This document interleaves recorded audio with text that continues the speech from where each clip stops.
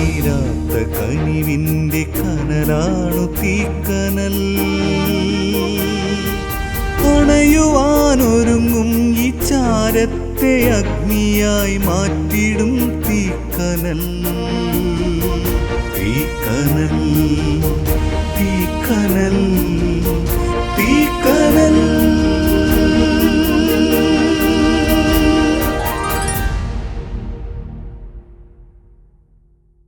ദൈവത്തിൻ്റെ അതിപരിശുദ്ധ നാമം വാഴ്ത്തപ്പെടുമാറാകട്ടെ. പുറപ്പാട് പുസ്തകം 7-ാം അധ്യായത്തിൻ്റെ 3 മുതൽ 5 വരെയുള്ള വാക്യങ്ങളിൽ, എന്നാൽ ഞാൻ ഫറവോൻ്റെ ഹൃദയം കഠിനമാക്കും, മിസ്രയീം ദേശത്തിൻ്റെ അടയാളങ്ങളും അത്ഭുതങ്ങളും പെരുക്കും. ഫറവോൻ നിങ്ങളുടെ വാക്ക് കേൾക്കുകയില്ല. ഞാൻ മിസ്രയീമിൽ എൻ്റെ കൈവച്ചു വലിയ ശിക്ഷാവിധികൾ എൻ്റെ ഗണങ്ങളെ എൻ്റെ ജനമായ ഇസ്രായേൽ മക്കളെ തന്നെ മിസ്രയീമിൽ നിന്ന് പുറപ്പെടുവിക്കും. അങ്ങനെ ഞാൻ എൻ്റെ കൈ മിസ്രയീമിൽ നീട്ടി ഇസ്രായേൽ മക്കളെ ഞാൻ അവരുടെ കയ്യിൽ നിന്ന് പുറപ്പെടുവിക്കുമ്പോൾ ഞാൻ യഹോവ എന്ന് മിസ്രയീമിൽ അറിയും. ദൈവമാണെന്ന് മിസ്രയീമ്യർ ഒന്ന് അറിയണമെങ്കിൽ അവിടെ ഒരു ശത്രു വേണം. ആ ശത്രു ഉണ്ടെങ്കിൽ മാത്രമേ മനസ്സിലാവുള്ളൂ. God put desire in him to be stubborn. Why? എന്താണ് ഇവനങ്ങ് സ്റ്റബേൺ നേച്ചറായിരിക്കുന്നത്? ഈ ശത്രു അങ്ങ് ശക്തിയായിട്ടിരിക്കുന്നത് എന്തുകൊണ്ടാണ്? ഫറവോന് ചില വലിയ മഹത്വം ലഭിക്കാൻ. ഈജിപ്തുകാർ മുഴുവൻ ദൈവത്തെ അറിയണം, ജീവനുള്ള ദൈവത്തെ അറിയണം. You don't have to fear the future. Just keep honoring God. Your part is to commit your ways.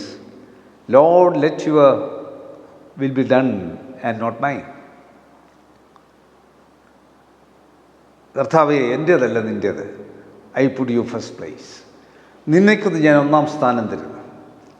നീ ആയിരിക്കുന്ന എല്ലാ പ്രസ്ഥാനങ്ങളിലും, നീ ആയിരിക്കുന്ന ഇടങ്ങളിലും ദൈവത്തിന് പ്രഥമ സ്ഥാനം കൊടുത്തുകൊണ്ട് നീ മുൻപോട്ട് പോകുമ്പോൾ നിനക്കെതിരെ ശത്രുക്കളുണ്ട്, ഫറവോന്മാരുണ്ട്. ആ ഫറവോൻ്റെ ചെലവിൽ നിന്നെ ഉയർത്തും ദൈവം. നിന്നെ മറ്റൊരു വ്യക്തിയാക്കി മാറ്റി. ദൈവത്തിൻ്റെ പരിശുദ്ധാത്മാവിൻ്റെ ശക്തി അതിന് ഈ വചനം കാണുന്ന കേൾക്കുന്ന എല്ലാവർക്കും കൃപ നൽകട്ടെ. കണ്ണു നടയ്ക്കാൻ പ്രാർത്ഥിക്കാം. കർത്താവേ, പരിശുദ്ധ പിതാവേ, ഈ വചനം കണ്ടകട്ടെ എല്ലാ പ്രിയപ്പെട്ടവർക്കായി സ്തോത്രം.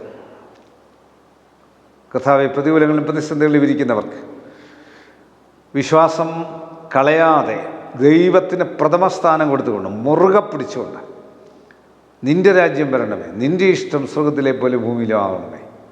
ആ നിൻ്റെ രാജ്യവും നിൻ്റെ ഇഷ്ടവും ദൈവ ഇഷ്ടത്തിന് വേണ്ടി, ദൈവരാജ്യത്തിന് വേണ്ടി നിൽക്കുമ്പോൾ ദൈവം മഹത്വം എടുത്ത് കാര്യങ്ങൾ ചെയ്യുമല്ലോ.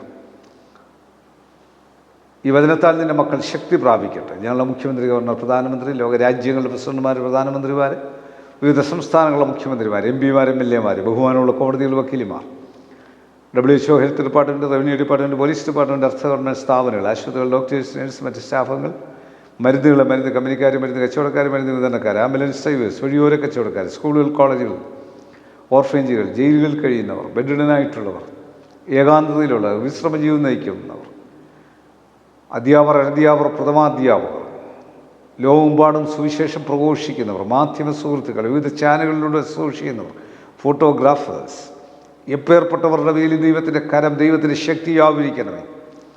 കർത്താവേ, നിൻ്റെ മക്കൾക്കെതിരായി പോരാടുന്ന സകലവിധത്തിലുള്ള പ്രതികൂല ശക്തികൾ നിൻ്റെ മക്കൾക്ക് വിജയം കൊടുക്കണം. ഈ വചനത്താൽ നിൻ്റെ മക്കൾ വിജയം പ്രാപിക്കട്ടെ, ശക്തി പ്രാപിക്കട്ടെ. യേശുവെ നന്ദി, യേശുവെ സ്തോത്രം, യേശുവെ ആരാധന, യേശുവെ മഹത്വം. യേശു മൂലം പ്രാർത്ഥന കേൾക്കണം നല്ല പിതാവേ. ആമേൻ. God bless U.